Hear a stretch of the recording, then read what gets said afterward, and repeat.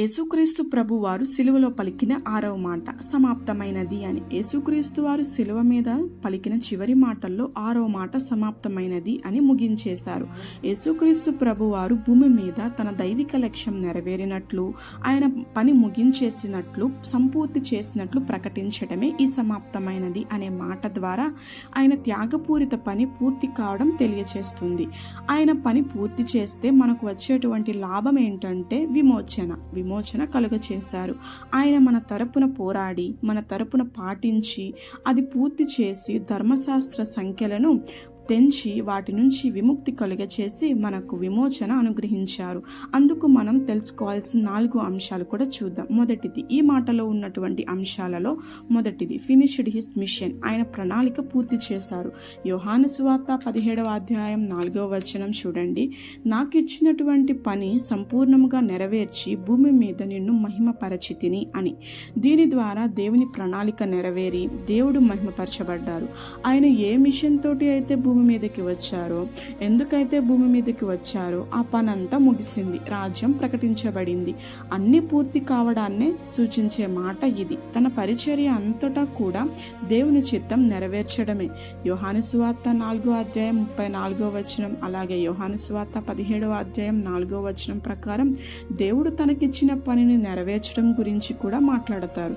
మానవాళికి మార్గం సిద్ధమైంది, మోక్షం అందించేటువంటి ఒక లక్ష్యం నెరవేరింది అని ప్రకటించారు. ఆ పని నెరవేర్చడానికి మానవునికి దేవునికి వ్యక్తపరిచేటువంటి ఒక మాట, ముగింపు మాట సమాప్తమైనది అని. ఈ మాటల 2వ పాయింట్ విక్టరీ ఓవర్ సిన్, పాపంపై విజయం. ఈ 6వ మాట ద్వారా యేసుక్రీస్తు వారు సాధించినటువంటి విజయం సమాప్తమైనటువంటి కార్యక్రమాన్ని తెలియచేస్తుంది.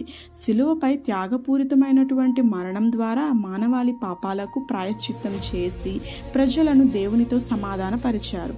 ఆయన పాప రుణం పూర్తిగా చెల్లించబడిన క్షణాన్ని తెలియచేస్తుంది. ఆయనను విశ్వసించే వారందరికీ కూడా క్షమాపణ, నిత్య జీవం పొందేటువంటి అవకాశం లభించింది. పాప భారాన్ని మోసి విడుదల దయచేసి పాపంపై విజయాన్ని ప్రకటించారు. విక్టరీ ఓవర్ సిన్ అని తెలియచేసే మాట ఇది. ఇక నెంబర్ 3, మూడవది ఫుల్ఫిల్మెంట్ ఆఫ్ ప్రొఫెసీ, ప్రవచనం యొక్క నెరవేర్పు కూడా ఈ 6వ మాట సమాప్తమైనది అని పలికిన మాట. మెస్సయ ప్రవచనం కూడా, పాత నిబంధన లేఖన ప్రవచనం కూడా నెరవేర్పు జరిగింది. అలాగే యెషయా గ్రంథం 53వ అధ్యాయం 12వ వచనం కూడా మరణం పొందునట్లు అతడు ప్రాణము ధారపోసెను. అదే కాకుండా అన్ని ప్రవచనాలు ఆయన ద్వారా నెరవేరటం, ముఖ్యంగా ఆయన జీవితం, ఆయన మరణం, ఆయన బాధలు కూడా ప్రవచన లేఖనాలతో ముడిపడే ఉంటాయి. అనేక ప్రవచనాల ద్వారానే, అనేక ప్రవచనాలతోనే ముందే ప్రవచించబడినటువంటి దేవుని రక్షణ, దేవుని ప్రణాళిక యొక్క మాట ఇది. అలాగే 4వ point end of earthly life, భూ సంబంధమైన జీవితాన్ని ముగించారు.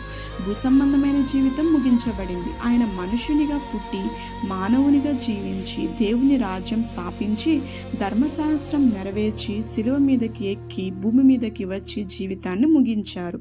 సక్సెస్ఫుల్గా తన జీవితాన్ని ముగించుకున్నారు. భూమి మీద జీవించిన జీవితం ఈ మాటతో ముగుస్తుంది, ఈ మాటతో సమాప్తమైంది. ఇలా 6వ మాట ద్వారా పని ముగించుకొని పాపంపై విజయం ప్రకటించి లేఖనానుసారంగా అన్ని తెలియపరిచి నెరవేర్చి మానవ జీవితాన్ని ముగించే విషయాన్నే 6వ మాట ద్వారా మనం తెలుసుకుంటాం.